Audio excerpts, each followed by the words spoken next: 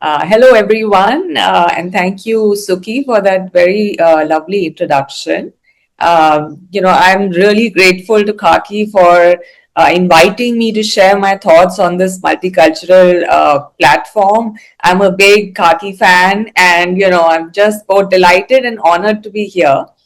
So I'd like to welcome and thank all of you who are here on a Saturday evening, that also on Easter weekend when you could be doing many more happening things. But, well, I promise that today's conversation will be both appetizing and fun, and it'll leave you with a lot to chew on. So today, like Suki said, today I'll be talking about cuisine as soft power and how we can leverage our classic dishes to enhance India's global influence. So I've divided my talk into three parts. So first, I'm going to be talking about why India is so, Indian cuisine is so globally underrated. And then I'll segue into talking about cuisine as soft power and finally give a few examples of how we can leverage our culinary classics to bolster India's global image. So let me begin by talking about the paradox of Indian cuisine. Researching for my book, An Invitation to Feast, a deep dive into India's culinary treasures, which released last year, I kind of, to research this book, I went all over India, across India, and I visited over 60 cities. I interviewed over 120 people, experts, food experts, and it made me realize something, which is that Indian food actually presents a very curious kind of a contradiction. I mean, on the one hand, we have the most diverse and nuanced cuisine in the world. I mean, I don't think anything can match our range and diversity, our creativity and innovation. I mean, it's completely unparalleled in the world. And yet, our cuisine remains one of the most unexplored and misrepresented cuisines in the world. Okay, so sure, I mean, the world, the world over, Indian food is globally revered, but we've still not been able to break, into the league of global greats like Japan and France and Italy. And what's worse, there's still a lot of misinformation around our food. It continues to be stereotyped and misunderstood. I mean, people have called it uncivilized, people have called it messy. They've called it like things just mixed up randomly in a bowl. So just last month, we had journalist Rajdeep Sardesai calling out, Republican Laura Loomer for saying, for her offensive and very racist comments against Indians. And one of the statements that she made was that, that if Kamala Harris wins, then the White House would be smelling of curry. And then last year, we had this very sort of unsavory episode of Zoran Mamdani, getting being told to sort of go back to the third world for eating biryani with his hands. So, it goes on. And you can see that Indian cuisine is not being talked about the way that it ought to be. So why is the world's greatest cuisine also the most misunderstood? What is the reason behind this paradox? Why has our cuisine not got its due? And why isn't its projection as nuanced as and multifaceted as it needs to be? So I'm going to be kind of talking about this. So actually, I think, the stereotypical image of Indian food overseas primarily stems from the fact that our cuisine is only partially understood. The onus rests completely on us because we haven't made enough of an effort to understand, brand, and market our cuisine better globally. Historically, we've underplayed the staggering wealth of our culinary heritage, and we have still not taken stock of our vast culinary, legacy. And so, why is this the case? So there are reasons for this. I think obviously the enormity of India's size is a factor. I mean, in a country as large as India, we have so many sort of every state will have a cuisine and a sub cuisine, and so gastronomic pride in India has existed more at a regional than a national level, let's say. you know and then add to that the colonial sort of mindset induced by over 200 years of British rule, and which probably sort of depleted our self pride in the greatness of our cuisine. And then there's another factor, which is that our cuisine has been based on the oral transfer of recipes. As anthropologist Arjun Appudurai pointed out, in India, recipes which is like the culinary sort of, which is like the kind of the elementary form of culinary life, that has been missing in the tradition of Hinduism. In India, in Indian sort of culinary culture, food is considered more of a moral and a medical thought rather than the kind. So that is why we haven't documented our recipes historically the way, let's say, a France did. I mean, if you talk about France, they are sort of on top of the global culinary hierarchy, primarily because they started documenting their culinary culture and their mother recipes as far back as the middle of the 17th century. When you had thinkers and chefs like La Varenne and Escoffier, who were writing these master sort of recipe manuals and documenting everything. Whereas in India, we started doing it much more recently, sort of getting systematic about our cuisine because it is so vast. And so that, has also made our food historically less accessible to the world as opposed to, let's say, a France. But today we have no excuse, I mean, we need to get a lot more aware and nuanced and inclusive about the depiction of our cuisine. And how does this begin? This begins by verbalizing and articulating the uniqueness and appeal of our food. So I'm now going to be talking about the importance of classics. So in my view, there's no better way into any cuisine than through its classic dishes. And this is not just true of India, it's true of any place in the world. I mean, the French speak with great erudition and pride about coq au vin and beef bourguignon and bouillabaisse. The Mexicans talk about mole and tacos and tamale. The Spanish talk about tapas and paella. The Japanese go on about their miso soup and sushi and the shabu shabu.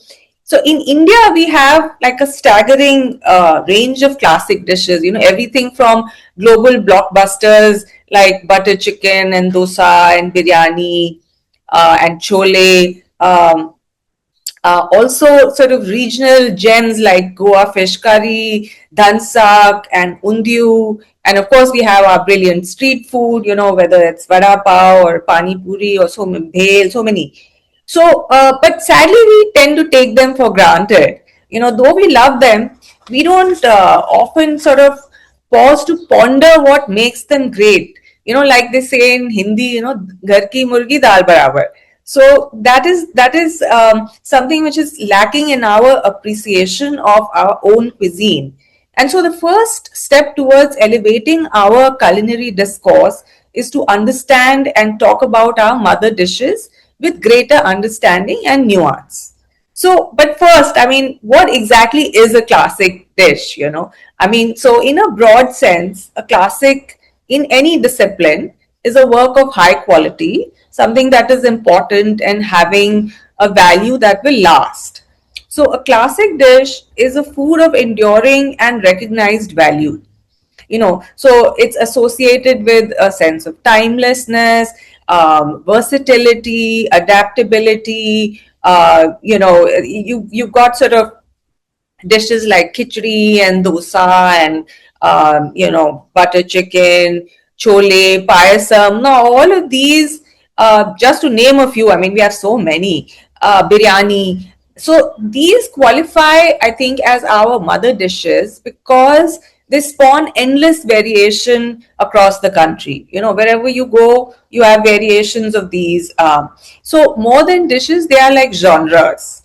So these dishes, you know, they're incredibly powerful. You know, with I mean, they bring us so much happiness. They give us so much comfort. You know, they have this winning mix of familiarity and continuity and comfort, and so they are the pillars of our culinary culture, and they're sort of loved and worshipped by millions. And they're just so much more than just fuel or flavor, right?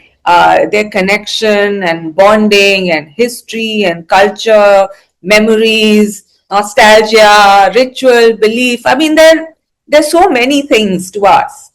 And you know, the connection between food and identity is well known. I mean, you know, as a French gastronome and philosopher and author once said, you know, tell me what you eat and I'll tell you what you are. And you know, this is just a sort of a funny aside. You know, historically, the French have called the British, no, the British have called the French frogs because the French eat frog legs. And how do the French return the compliment? By calling the Brits, roast beef. So you know, that defines their food, kind of their food habits define who they are. And across the world, I mean, this is just a funny aside, but across the world, you know, people that use their version of cuisine to explain who they are. So you know, whether you choose to eat a vada pav at a street cart for 20 rupees, or you're going to a gastro pub, or like going to a place like Social and having it for 500 rupees there. So that makes immediately a very important statement about who you are. So you know, these dishes are very inextricably intertwined with our identity. And a large part of the lure of these classic dishes is the memories and emotions that they evoke within us.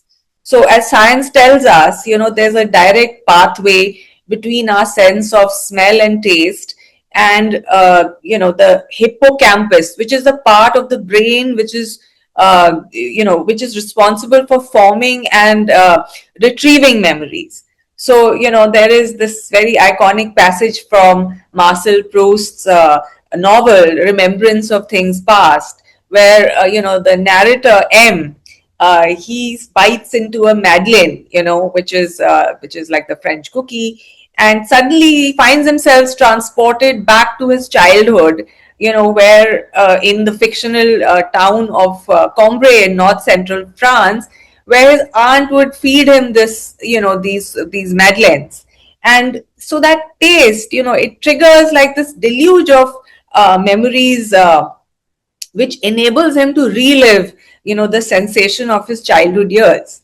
And so this testifies to the intimate connection that is there between food and memories.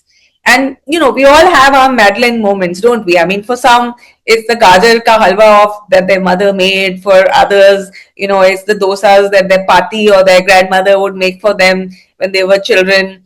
For me, again, you know, I'll share a funny story from my book. So in the butter chicken chapter of my book, I talk about how butter chicken like was my first true love. As a school kid, my brother and I, we would go to this place in Delhi called Have More to eat butter chicken every weekend. You know, that was our weekend treat. And I mean, that used to give us so much pleasure. We used to just look forward the whole week to go to Have More. And then I talk about how, just I found that, there was a lot of bad butter chickens that I ate, over the years after that first impression of this dish. There was a lot of koya in the butter chicken, and then, they became somehow too rich, or some too sweet, or the whole taste of butter chicken. I was finding that wherever I was eating it, I was sorely disappointed. So I just stopped eating the dish altogether for some 20 years. And, again, the Mumbai ones also I didn't like because they were too sweet. And so for this book, I went back to my childhood love after some almost 2 decades. And I ate at a lot of butter chicken places, because butter chicken as a dish has evolved. Now you have so many versions of it. You have a white butter chicken that you get in Old Delhi, and then you have a yellow one which you get called Baba's butter chicken, which is just like sort of captured the imagination and palates of people in Delhi and Gurgaon. So a lot of different variations of butter chicken I ate. But I went back to this Have More, and suddenly, I just had the first bite there, and my it was like, my childhood was like dancing in front of me. So it's just amazing how these dishes, they can reconnect us with our past, and all these memories, they come rushing back, and that is the reason why, that we cannot do without these dishes, and why they're so important to us. Also, this is at an individual level, but these dishes are also very important cultural symbols and transmitters of heritage. I mean, take the Shami kebab, which is synonymous with Awadhi Nawabi culture. The kebab has been completely upstaged by the Galavati kebab in over the last I think maybe almost couple decades. And you won't find it in too many menus today. But you go to the old Havelis of Lucknow, and you will find the people there making these kebabs, from scratch. They are painstaking to make. It's a twice cooked kebab. You have to boil the lentils and the meat mix first, and then you have to fry it. So it takes time, as opposed to, say, a kebab like Galavati. But it's their way. Using those time honored recipes of Shami kebab is their way of keeping alive traditions that are fading. So, or consider dhansak, I mean, which evolved from the union of the Persian stew with Gujarati spices and sweet sour flavors when the Parsis fled persecution and, sought a new home in India in the 8th century. So, not only is it the flagship dish of the Parsis, but it's also a metaphor for the community's assimilation into Indian culture. So, I mean, the history of that dish is inextricably intertwined, with with their sort of community. And or take a dish like chole.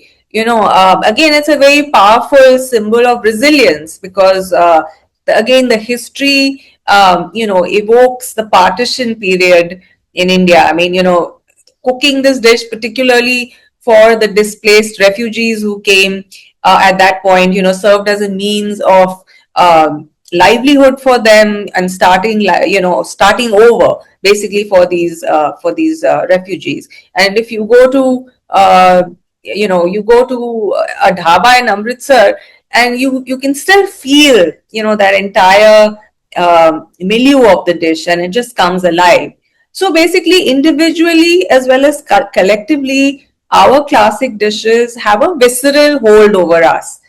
They bring us a lot of joy, they bring us a lot of comfort, and they define who we are. So, having now spoken about the importance of classic dishes and what they are, I will now be talking about cuisine as soft power. So, soft power, as Sukhi was saying, is a term which is sort of coined by an American political scientist. His name was Joseph Nye in the 1980s. And, this was a term that he used to describe the ways in which, countries sort of attract and cajole rather than use force to further their influence. So, it operates through culture and political values and foreign policies to create long-term goodwill. So put simply, it just means getting others to want the outcomes that you want. So I strongly believe that we can become a far more influential nation by projecting our cuisine as soft power. Because food is all about human connection. It has universal appeal, it has relatability, and it can showcase our heritage and broader national values in very sort of relatable human ways. I mean, not everyone does a headstand, right? Or not, and not everyone watches or plays cricket. And maybe some of us don't even travel to places to see heritage monuments, but all of us eat, right? So there is that connect in food, which is immediate, and food really is the cornerstone of our culture. It is in our lifeblood. So then why is it not a more salient component of our national discourse? So right now, like Sukhi was also saying, there is a massive sort of interest in Indian food globally.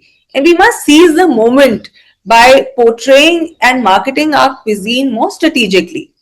So food can be a very sort of potent symbol of cultural power, like I said, because it is so relatable. I think nothing tells India's story better than our cuisine, whether it's our traditions, whether it's our history, our diversity, our beautiful traditions of hospitality, our secular values, our creativity.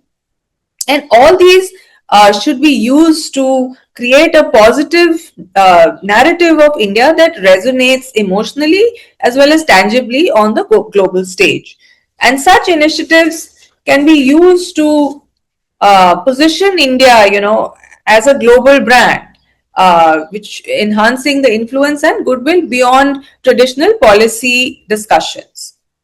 But sadly, food related initiatives in India have so far been limited and fallen short of projecting Indian cuisine as exceptional. In India, soft power has been synonymous mostly with cricket and yoga, Bollywood, heritage monuments. Now, I'm by no means suggesting that we haven't recognized the importance and potency of cuisine as a tool for cultural exchange.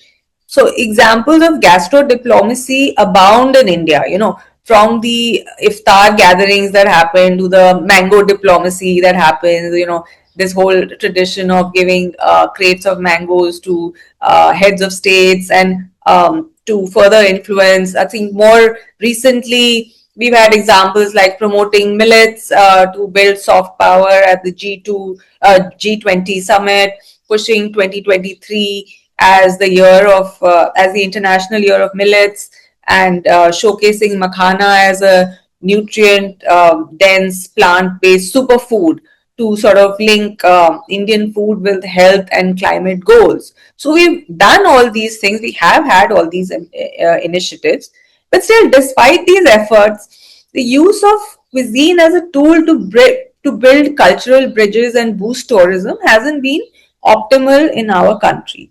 And that's because, as I said, the initiatives so far that we have had have fallen short of projecting Indian cuisine as exceptional.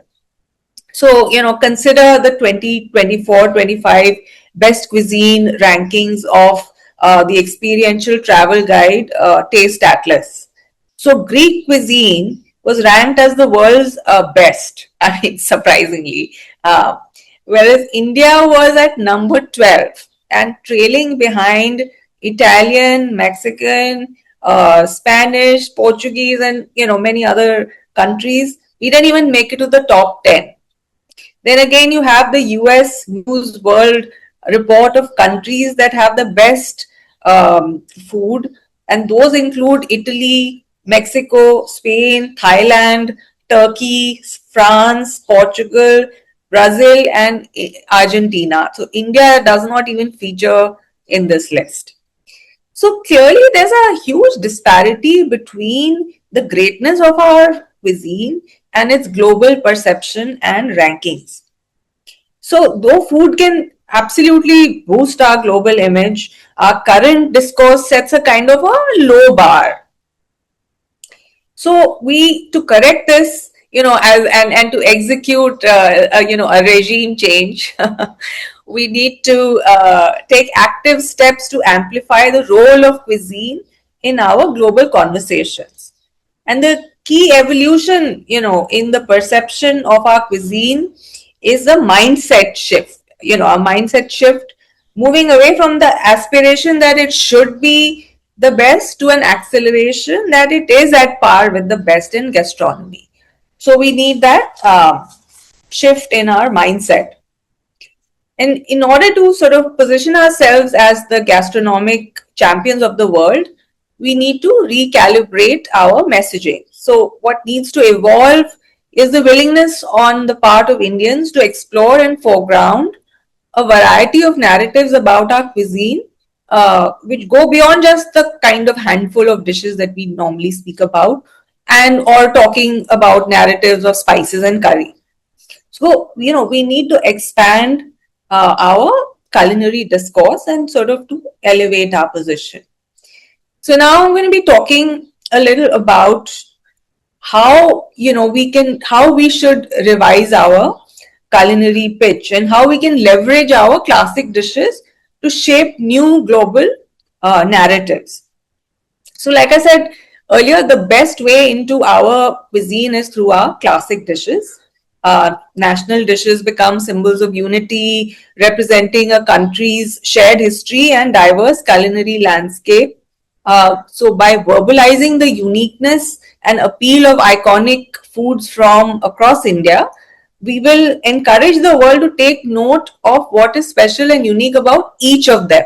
So, this will open up delicious new possibilities about of talking about Indian food and projecting our culture as soft power. There's so many ways that we will get into our cuisine if we take each classic that we have and talk about what's great about each of them.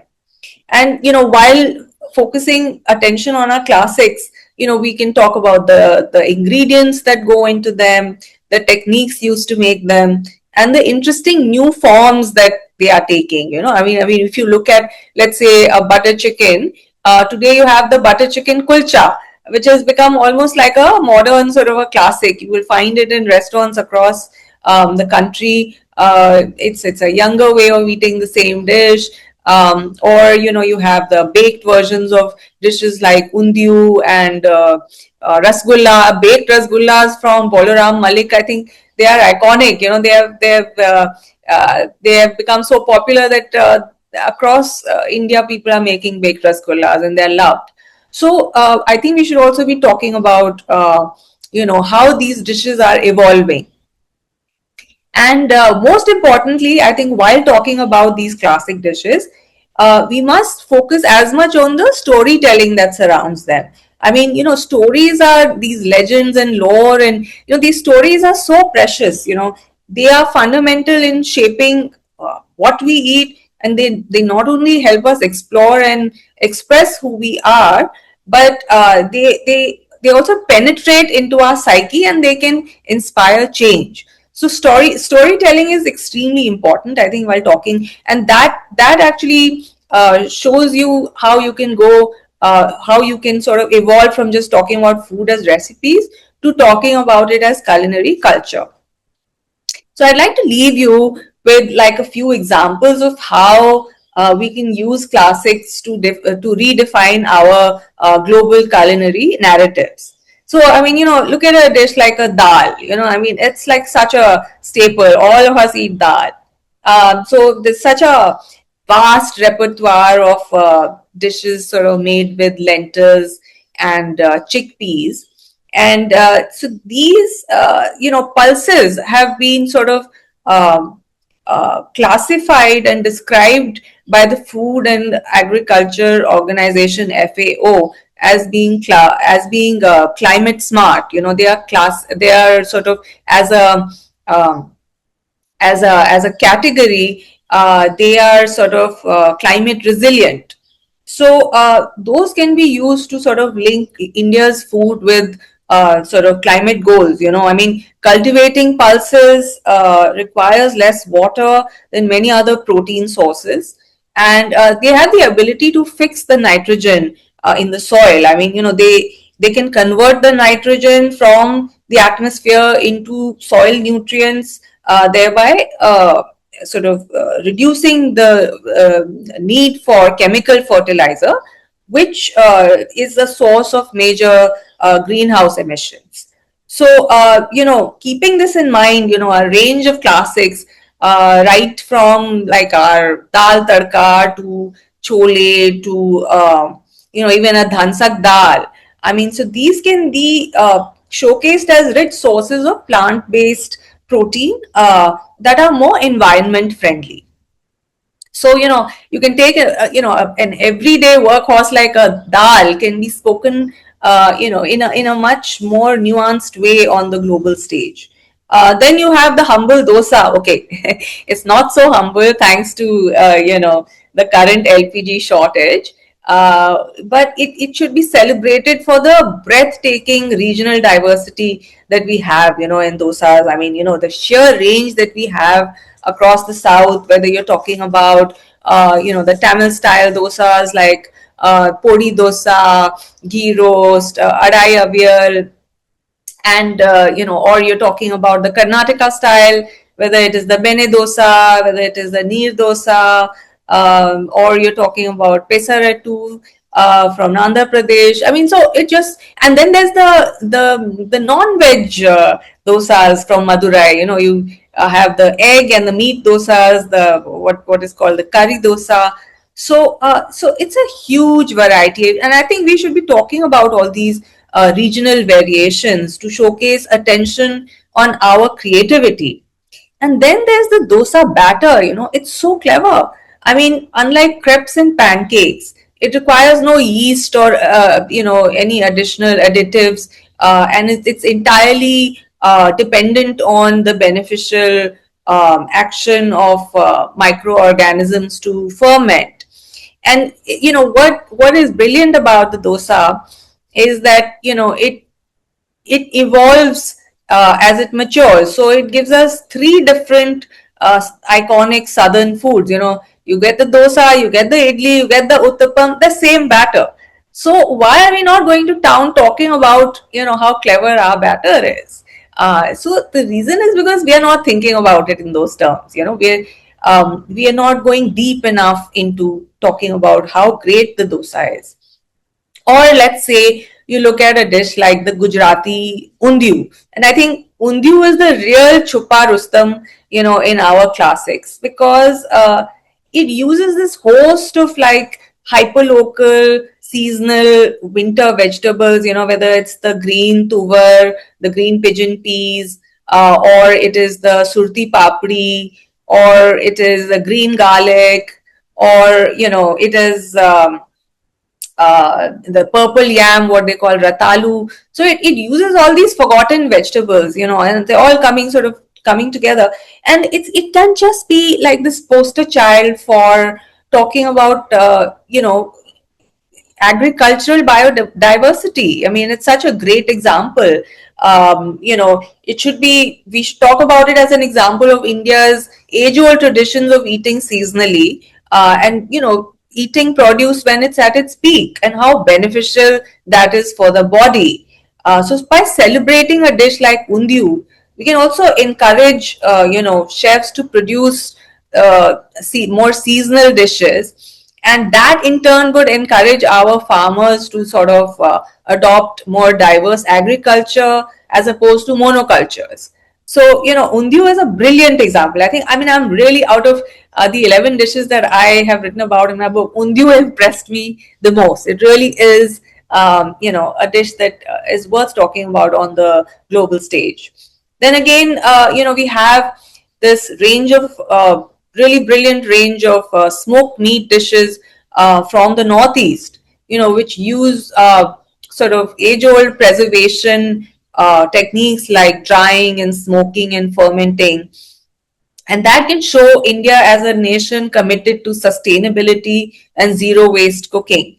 So, in recent times, I think a children's film, I think it's called Boong, it won the BAFTA from Manipur. So I see no reason why a smoked meat dish from Manipur or from any elsewhere from the Northeast, be it smoked pork with sesame seeds or bamboo shoots, and why can't a dish like that, or smoked pork with akuni, why can't a dish like that sort of capture the global imagination?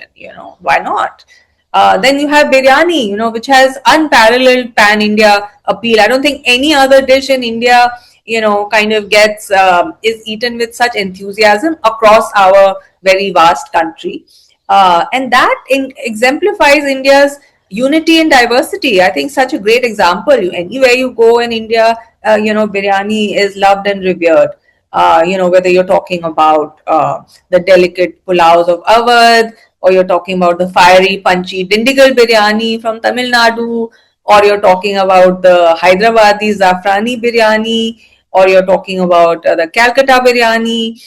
So you have so many, and then of course there is the lovely Mopla biryani from Kerala. There's a fish biryani that they do also out there. So many different variations of biryani. It just showcases how amazingly Indians have taken a standard dish of rice and meat and sort of nudged it into so many clever directions. All of them are so beautiful and distinct. Each of these different sort of biryani variations and biryani and pulao variations that we have. The Awadhi pulao, again, the Yakhni pulao, beautiful dish.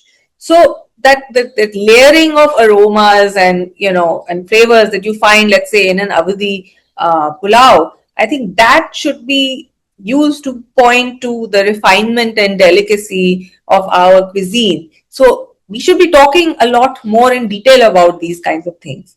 And then, of course, how can I not talk about our incredible street food? In recent times, we have had foods like vada pav and pani puri, which have been sort of used to promote street food diplomacy, and rightly so, because street food is so much more conducive to building personal rapport than stiff sort of formal state dinners, right? But sadly, we still don't project street food as heritage in India. Heritage in India is still limited to museums and monuments. Heritage, we are not looking at our hawkers as cultural assets. And they really are, because, when I was writing this book and I was researching the Vada Pav chapter of my book, I got to know a lot of vada pav vendors up close, and I was just blown away by the kind of Bombay history that they have witnessed from their purchase, over the years. There was this one guy, Ashok Satam, who has his stall outside the CTO, and he says, just call me Mumbai's diary. You don't need a history book to know about Mumbai. Just come to my stall. And right from the 1971 war to the textile era in Mumbai, to the dance bars, to the Harshad Mehta sort of age, and to sort of the attack on Mumbai, where he was kind of talking about how he just literally missed being in the place when Ajmal Kasab was there. So there are so many. They have witnessed so much incredible history, but we don't look at them and street food, the street cart as heritage. And I mean, you look at countries like sort of Thailand, which is like, I think Thailand has given more than some 130 big gourmet awards to elevate the status of hawkers. That's the Michelin for the hidden gems, the Michelin award for hidden gems in a city. And so a lot of hawkers in Thailand have got this big gourmet award. And then, you look at a Singapore, where their hawker centers are on the UNESCO's kind of cultural heritage, intangible cultural heritage list. And contrast that with India, where I think many of our hawkers don't get basic support. Even many of them don't have licenses, including the inventor Ashok Vaidya's son, Narendra Vaidya, whose picture you see out here, and who still runs his stall outside Dadar station, but he doesn't have a license. And they are not kind of so I mean, clearly we need to elevate the status of our hawkers. And we also need to sort of nourish our street food ecosystem, which we don't do. I mean, we love our street food, but are we talking about the ecosystem? So here again, there lies a big opportunity of leveraging our street food much better. I mean, other countries have taken the lead in doing these kinds of things. Um, and then, let me sort of leave you with the rasgulla. I mean, I think, in India we always end on a sweet note, and as the conflict in West Asia enters a dangerous new phase, I can't think of a better antidote to war than this spongy sweet. It's sort of persuasive powers are legendary. The Udiyas, they trace the sweet's origin to the age-old ritual of giving rasgulla as bhog, at the Jagannath temple on Niladri Bijay, which is the last day of the Rath Yatra. And the story goes that, Lord Jagannath, he was sort of returning from his 9-day long Rath Yatra, and he pacified his wife Lakshmi, by offering her rasgullas. And so Lakshmi was angry with Jagannath because she said that, you took your siblings Balaram and Subhadra, and you didn't take me along for this Rath Yatra. And so she blocks his sort of entry into the Jagannath temple, and he pacifies her. And so that's how the lovers tiff is resolved by this thing. And so another example, of the pacifying sort of power of rasagullas comes in Satyajit Ray's classic children's film, Goopy Gain Bagabain, which has rasagullas raining from the sky on hungry soldiers and bringing an end to war. So I do hope that peace prevails. If only missiles could be replaced with rasagullas. So I could go on and on with examples of how we can sort of deep dive into our classics and use those to bolster India's image, and not only to bolster India's image, but to ourselves understand the greatness of our food, and be a lot more conscious about what we have, and I think. So I think the rasgulla is the perfect sweet note to end on. I hope that you all enjoyed this talk. And, I have to use Kaki's expression, incubated you with the classics bug. I hope it will encourage many more of you to look at familiar dishes in a new light and become more vocal cheerleaders of our cuisine. So thank you for listening, and happy to answer any questions. Thank you so much, Sona. Wonderful, and like we expected, a delicious and appetizing talk. It reminds you of so many of your favorite flavors that come to mind when you talk about food. So thank you about that. Thank you. Of course, when you started talking about the classics and what describes a classic and its enduring value and the variations that can come with it, what I have actually seen with classics is that there are so many variations that it also brings ownership and discord. Perhaps our cuisine is so divided. I mean, Right. it's varied is one thing, but it is Yes. also so divided by Yes. state, and the Yes. ownership over a certain kind of Yeah. food, or even a certain kind of biryani, and whether that is only the true. Absolutely.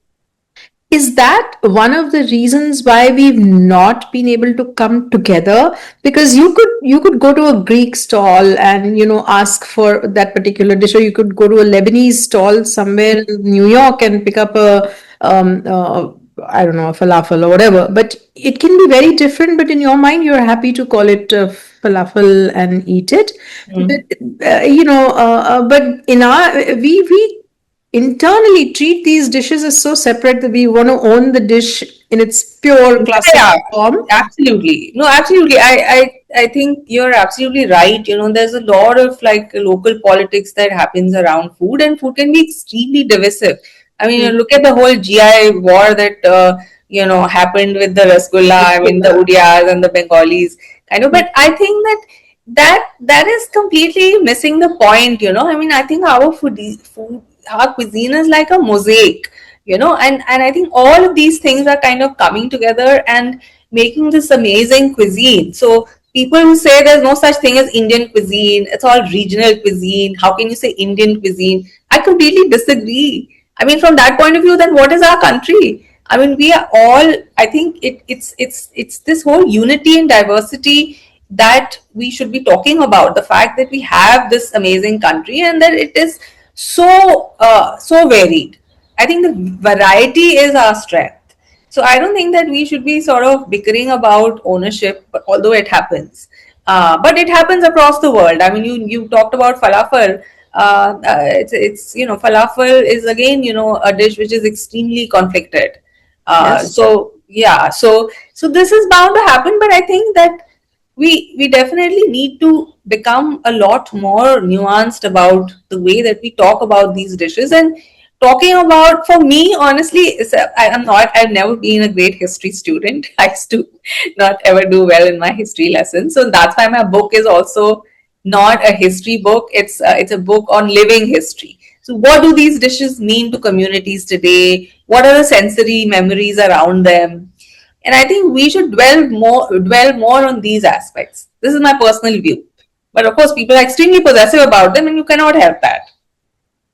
So I'll go through some of the questions in the chat. Sure. Dr. Manisha Talim is talking about tried the one from Art of Dum. I'm not sure what item she was talking about. Uh-huh. And she says it comes in a bottle. So I don't know what she was. But she also mentions that, while we did not have a written history of our recipes, we've certainly done a great job in keeping traditions alive orally. Yes. So, Yes. and I think a lot of work is being done now, just to add on to that, in terms of writing down some of the community Right. recipes, at least, in books by people from the community. So that is pretty superb. Though a lot of communities don't really have anything written about their food. Um, Hmm. Dr. Manisha Talim again says that I think India is now projecting our food. Recently, Chef Pratik Sadhu made a stellar menu for guests from abroad in Delhi. You were also Right. mentioning that, right? Yes. So, a Absolutely. Yeah. So, a question that Shrikant offered, and I agree with him, saying, does our diversity work against us in terms of advocating or campaigning for one set of cuisines? He says that systemization becomes difficult when the variety is so mind boggling. Yeah, there's no question about that. I mean, it is not an easy thing. When I started writing this book, and I kind of was very attracted to the idea of going across India to sort of, to research our culinary classics. But how do you whittle Indian cuisine down to, let's say, a handful of dishes? I mean, I chose 11. It was supposed to be 12, but it ended up being 11. But yeah, it was just, there's a lot of, it's a very subjective thing. There is a lot. I mean, everybody will have their own opinion on what dish should be superior, or what is special to them, and all of these things. And yes, traditionally that diversity has gone against us, but I think today we should be a lot smarter in leveraging that diversity, and I think that can be done. You can kind of build the idea of a pan Asian cuisine, a pan Indian cuisine. It's going to be difficult, but again, talking about the worthiest dishes that we have, talking about the kind of global conversations that are happening around food, especially when it comes to sustainability, like I mentioned a few examples. So there should be some rationale behind projecting them, but definitely we should be talking about many more of these. Yeah. So, some interesting points that you brought in, that Anuradha says very interesting to know about mango diplomacy. Of course, you know that mango diplomacy started way earlier. Way earlier. Yeah, Yes. and somebody's asked, and I can't make out who it is, as to where does the Chinese cuisine rank in the world cuisines? You told us India's number 12, Indian food. Yeah. Where does Chinese rank in that? Would you know? So With China, yeah, so China also ranks ahead of us no. in many of these lists. However, it doesn't come, it is not at par with, let's say, a Japan or a Spain. I think these countries have really, really kind of gone ahead. Even a country like Korea, Korea now links K-pop, the whole K-pop wave with their traditional food like kimchi and bibimbap and all of these. So they're leveraging that whole K-pop wave, and so countries actually being a lot more innovative in the way that they are kind of projecting their cuisine as a cultural export. But So maybe that is a solution for us to link maybe our movies. excuse me. Maybe it also depends on maybe our Bollywood and our cricket to support the sort of use food as a soft power there to connect Yeah, them. yeah, absolutely. But I think we should be looking at cuisine also on its own. I mean, No, I'm talking in connection with how yeah, K yeah, does yeah, it. Food itself, absolutely. of course, is very good, but they promote it so much through K dramas. So you want Yeah, to but make they, the food see, that but remember, K drama is all they have. Hmm, We've got so much going on, and correct. we can do a lot better than them. Hmm. But I mean, look at Greece being number one. That blew my Mhm. mind. I love Greek food, but Hmm. I never expected Greece to be, number one. I don't know what their criteria were, but Hmm. yeah, I mean, yeah, I think India doesn't like it. India doesn't figure anywhere, which is what really surprised me. Hmm. Yeah. So, Sabira then says that actually there's maybe just too much variety of food because there is a variant every 50 kilometers with a food Yeah. item. And uh, why do we have a need to appeal to the white skin and make us remove our spices and flavor from our food? So, why are we whitewashing? Why should we whitewash our foods, and is that right? By no means should we be whitewashing. In fact, the best examples of restaurants that, of diaspora people, whether it's a Vikas Khanna or whether you're talking about Chintan Pandya or any of these people, none of them is pulling any punches. They're serving, they're not toning down spice levels. They are serving Indian food the way it's supposed to be served. So by no means am I suggesting that we have to, kind of pander to the white skin or any of those things. But I think that, like I said, soft power is amazing. It's good for us. Mhm. So we should be leveraging our food.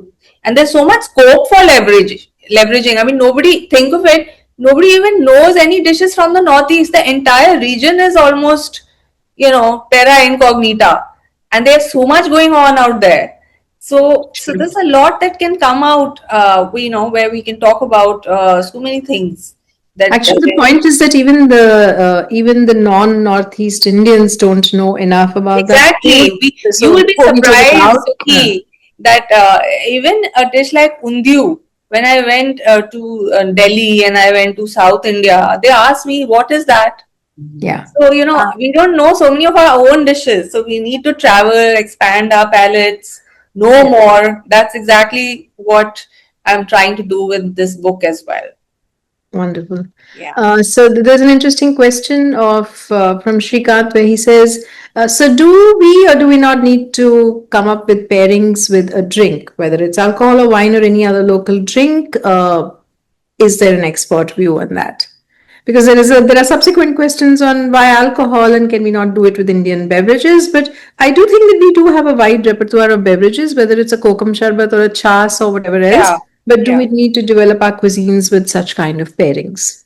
Yeah, I think it's already happening. I mean, if you look at so many of these pop-ups that are happening, we have a lot of our modern chefs kind of taking, traditional Indian drinks and beverages and pairing them, or even taking Western wines and pairing them with Indian food or, progressive Indian food or whatever. So there's a lot of that. I think Indian Accent is probably the restaurant that spearheaded this whole thing, and now we have a lot of that happening, which is all. I mean, I think it's all very interesting because I think the purists will say, no, don't pander, don't do any, don't touch these dishes. They are, they are sacred. But actually, if you see, its evolution is happening all the time. No dish is a museum. There's evolution happening all the time. They're changing all the time. Ingredients are changing all the time. Globalization has unleashed culinary hybridization. I mean, it's happening across India, but we tend to kind of say no. This dish has to be made this way, but actually that's Yeah. not the case. Yeah, it's not bound by any No, rule that no. it has to It's always stay that. changing, evolving all the time. Yes. So you talked a little bit about street food and how the hawkers create such wonderful food. And again, having experienced street food in places like Singapore and Thailand, the very very big and I know that whenever I invite someone to come from outside India to eat food with us, I Yeah. almost always say don't eat street food Mm. because you are just so worried about the Petrified about hygiene. Yes. hygiene levels. Yes. So that's such a big barrier in my mind because on the other hand, it is the nicest thing to do to go to Hong Kong and eat from Yeah. or go to Thailand and eat Yeah. street food. So you have any thoughts around that and how that can be changed? I know that you did say a few things about sort of enabling the hawkers and so on.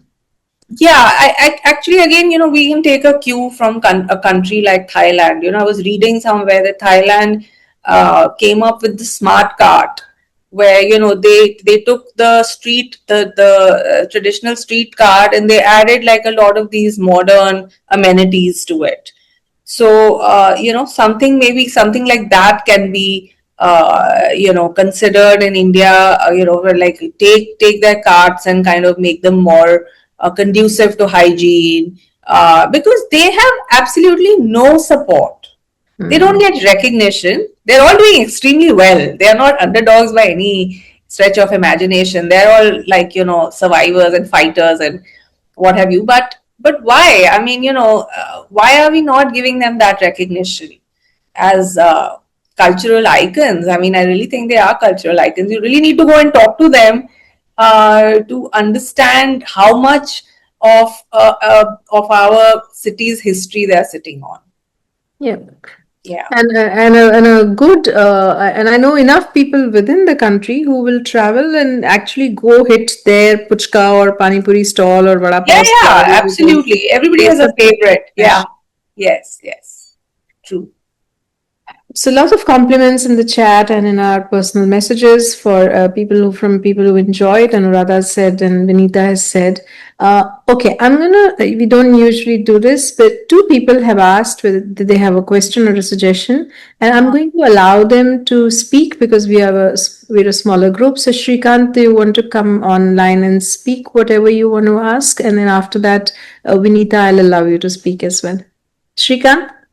Yeah, hi. Can Hi. you hear me? Yes. Yeah. Thank you. Lovely talk. I'll make it quick.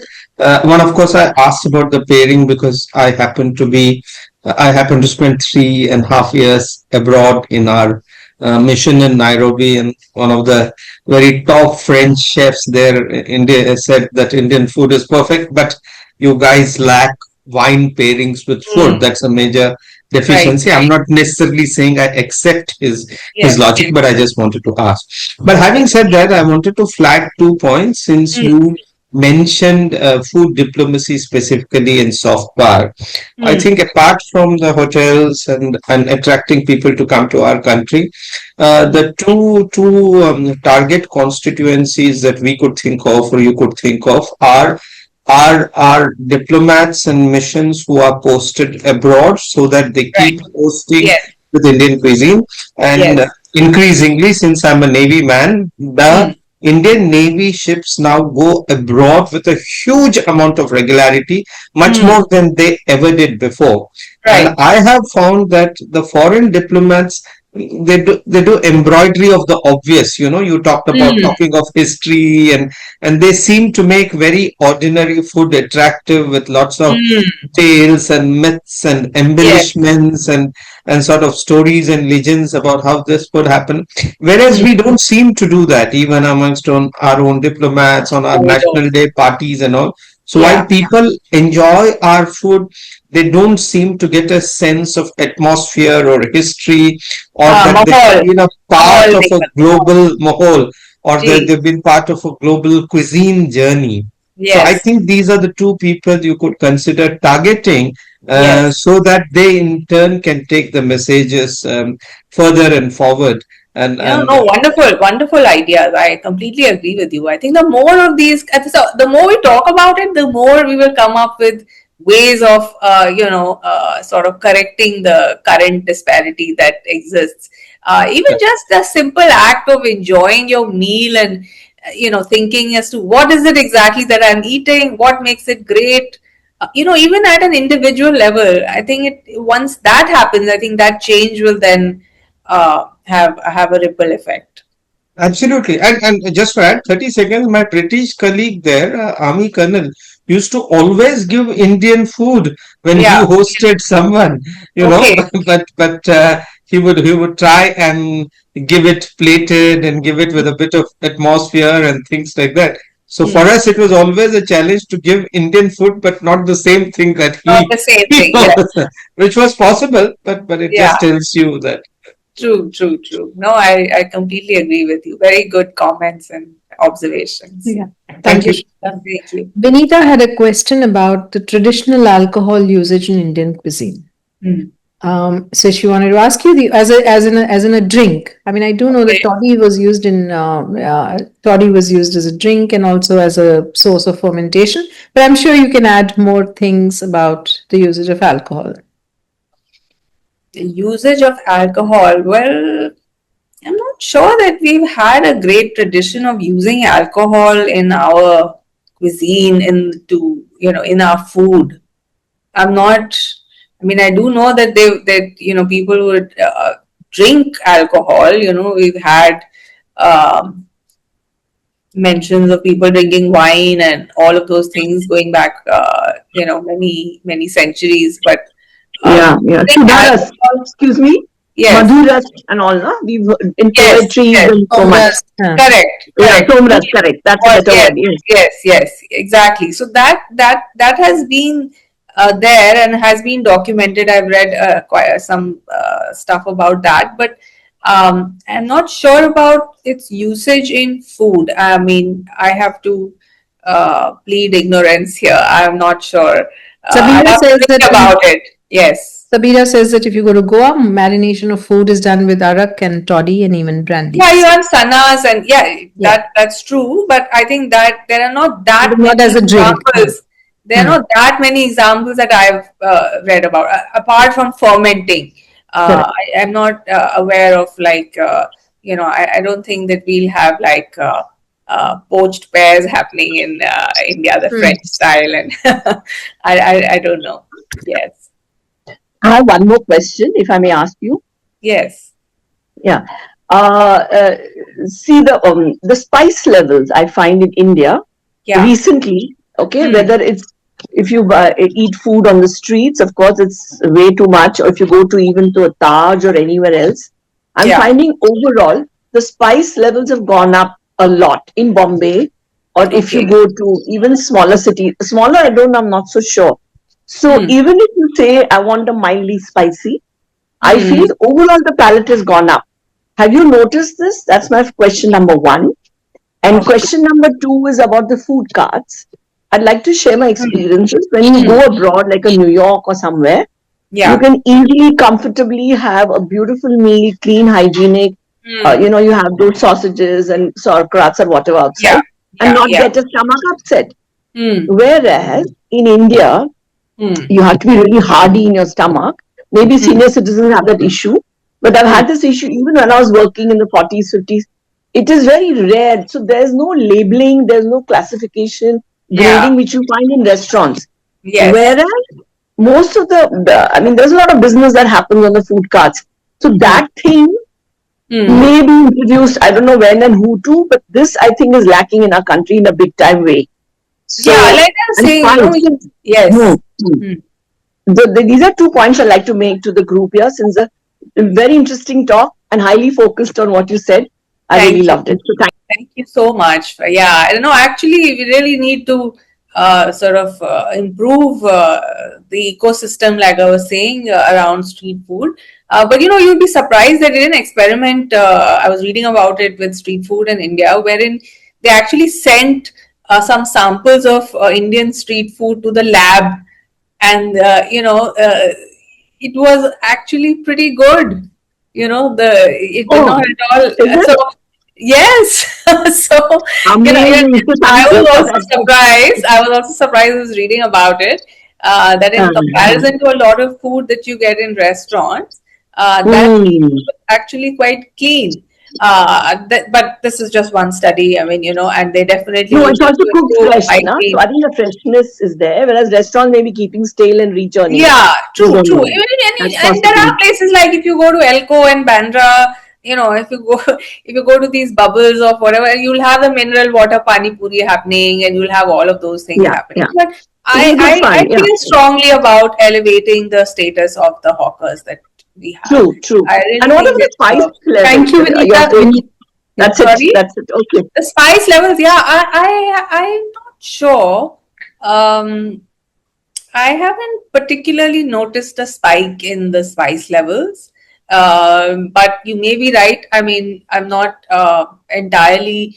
I haven't made that observation in recent times. No. Okay, so I think that you have tickled our palate plenty, and we will all head towards our dinners eventually with thoughts of Yeah. food from across the country, and also some thoughts about how to build it into our food, into Yeah, how we can become awesome. stewards of our own How cuisine. we can I think, be yeah, we need to absolute- just have. yeah. In every little or big way that we can. Yes. I think that's a great. All the best with your book, Thank and you so much. thank you so much, everyone, for being here. Thank you, everyone, for being here. Thank you. Thank you. Really enjoyed myself. Thanks.